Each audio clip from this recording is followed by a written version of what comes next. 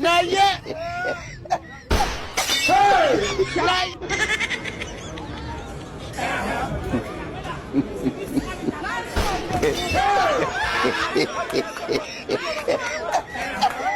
biết anh là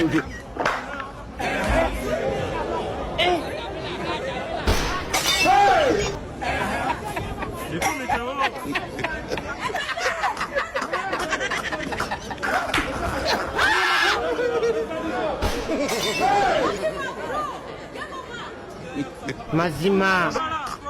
ការបិទព្រំដែនណាបាទដល់ឯកតោភាគីបាទនៅភាគីថៃឬក៏ហៅថាភាគីសៀមបងប្អូនឃើញស្រាប់ហើយគឺដោយសារអីហេតុអីបានបិទឲ្យបើខ្លួនឯងហើយបំបិទនោះបំបិទរហូតទៅបិទរហូតគាត់កើតចង់និយាយទៅធ្វើនោះដើម្បីទី1កំញើញខ្មែរដល់ទៅពេលចង់កំញើញខ្មែរប៉ុន្តែកំញើញយ៉ាងម៉េចស្រាប់តែប្រជាជន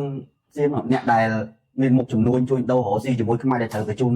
មុខតំណែងទាំងអស់ហ្នឹងមកខ្មែរគឺស្រាប់តែតវ៉ាផុសផុលបងប្អូនខ្ញុំនឹងដាក់វីដេអូហ្នឹងចែកជូនបងប្អូនមើលទាំងអស់គ្នាខ្ញុំអស់សំណើចដែរនេះគឺជាគោលចំហរបស់សៀមខ្ញុំនិយាយអធិប្បាយនេះខ្ញុំមិនមែនមានន័យថាខ្ញុំស្អប់ពលរដ្ឋសៀមទេខ្ញុំចង់និយាយថាប្រជាជនស្រុកត្រង់ព្រោះនៅតែមានតំណែងល្អជាមួយពួកគាត់ហ្នឹងព្រោះខ្ញុំអាសាចេញអាសាចូលទៅដែរធ្វើដល់ឲ្យកតោភាគីហើយសុកមសលចុងក្រោយបាទត្រូវពលរដ្ឋខ្លួនឯងហ្នឹងតវ៉ាទាមទារគាត់ត្រូវទាមទារចឹងហើយព្រោះតំណែងដែលគាត់លក់ដូររកស៊ីរាល់ថ្ងៃនេះគាត់រកបានតែជាមួយខ្មែរទេដូចជាផ្លែឈើដូចជាត្រីដូចជាសាច់បន្លែបកាផ្សេងដែលនៅជាប់ព្រំប្រទល់ហ្នឹងគាត់លក់ដាច់តែជាមួយខ្មែរទេនេះរឿងពិតមិនមែនថាយើងនិយាយអញ្ចឹងទៅយើងបង្អាប់យើងបន្ទោសគេអត់ទេពលរដ្ឋសៀមក៏ជាមនុស្សដែរពួកគាត់ក៏អត់ពេញចិត្តនឹងរដ្ឋាភិបាលដែលធ្វើអញ្ចឹងដែរអាហ្នឹងជាពួកមតិពលរដ្ឋហើយខ្ញុំឮនឹងតិចខ្ញុំតែម្ដងពួកខ្ញុំមានសេចក្តីរាប់អានជាមួយអ្នកទាំងអស់ហ្នឹងដែរខ្ញុំស្គាល់បងប្អូននៅសៀមនៅថៃក្នុងការឆ្លងរាប់អានប្រស័យតាក់ទងវាល្អជានិច្ចប៉ុន្តែគោលចំហរបស់រដ្ឋាភិបាលវាផ្ទុយទៅនឹងអ្វីដែលពលរដ្ឋចង់បានខ្មែរយើងអ្នកឯងធ្វើមិនខ្ញុំធ្វើអញ្ចឹងតាមឧបមាថាគាត់បិទព្រំដែនយើងបិទក្រោយគេទេហើយទៅធ្វើអីគេបិទហើយដល់ពេលទីបំផុតសូមខ្មែរចរចាដើម្បីបើកព្រំដែនឡើងវិញមានការដោះដូរទំនិញហ្នឹងឡើងវិញដោយសារអី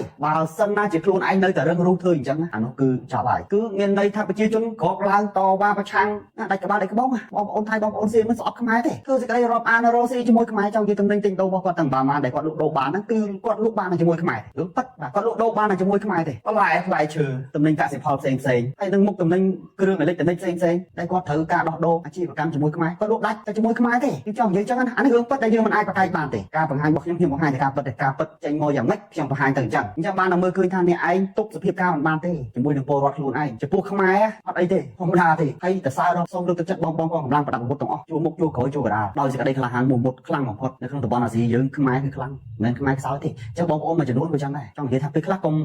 ងប់ងល់ហួសហេតុពេកយើងត្រូវចេះបត់បែនទៅតាមពេលវេលាទៅតាមកលៈទេសៈព្រោះពេលវេលានេះគឺជាពេលវេលាដែលខ្មែរត្រូវរួបរวมហើយអត់មានការចាំបាច់អីទៅត្រូវអីទៅជែកវែងញ៉ៃរកខុសត្រូវអីជាមួយនឹងពូជសាសន៍ខ្លួនឯងទេពេលវេលាដែលយើងត្រូវរួមកម្លាំងគ្នាដើម្បីការពារប្រទេសជាតិនេះជារឿងល្អបំផុតដែលខ្មែរគ្រប់រូបចង់បានខ្ញុំក៏ចង់បានចឹងដែរខ្ញុំក៏ស្រឡាញ់ប្រទេសជាតិបងប្អូនក៏ស្រឡាញ់ប្រទេសជាតិដូចខ្ញុំដែរហើយខ្ញុំនិយាយពីរឿងទឹកចិត្តជនជាតិសៀមវិញឬជនជាតិថៃវិញហើយបើសិនណាជាសង្គ្រាមហ្នឹងកើតឡើងមែនណាខ្ញុំនិយាយបើរឿងទឹកចិត្តកងទ័ពកម្លាំងប្រដាប់អាវុធអត់ឈ្នះខ្មែរទេខ្មែរបោះពិសោធន៍ច្រើនណាស់ហើយទាហានមេទាហានជើងខ្លាំងច្រើនណាស់បងប្អូនឃើញស្រាប់ហើយកាលពីឆ្នាំ2000ជាងដែលយើងប៉ះទង្គិចកាលពី10ឆ្នាំជាងមុនក្នុងឆ្នាំ2011ព្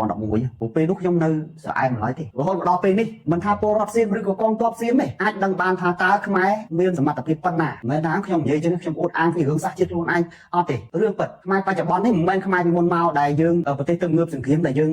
ខ្វះនេះខ្វះនោះទេរឿងយុទ្ធឧបករណ៍ការពារប្រទេសជាតិគឺយើងអត់សូវចាញ់ប្រទេសគេទេតែយើងមិនអួតទេរឿងពូជខ្មែររឿង